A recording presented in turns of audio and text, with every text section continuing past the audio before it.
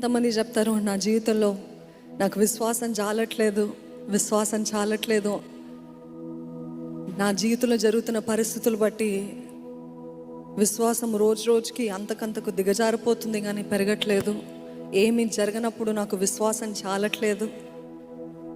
ఇటువంటి పరిస్థితులు అనేక మంది ఉంటూ ఉంటాం కదా. కానీ నిజంగా కనిపించినా కనపడకపోయినా హబక్కుకు వంటి విశ్వాసం ఉందా? హబక్కుకు అన్నాడు, ఏది ఉన్నా లేకపోయినా నేను యెహోవా యందు సంతోషిస్తాను, ఆనందిస్తాను. నా దేవుడు నా రక్షణ దుర్గం అని చెప్పాడండి. దేవుని విషయమై గర్వంగా చెప్పాడు. ఈరోజు విశ్వాసము తగ్గిపోతుందన్న పరిస్థితుల్లో you should ask, increase my faith.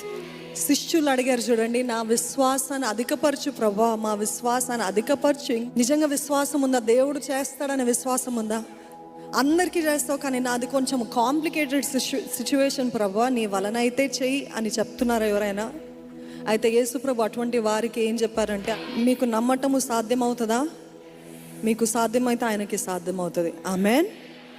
నమ్ముట నీ వలన అయితే నమ్మువానికి సమస్తము సాధ్యమే. నా అవిశ్వాసాన్ని ఓవర్కమ్ చేసే నా కృపను దయచేయి.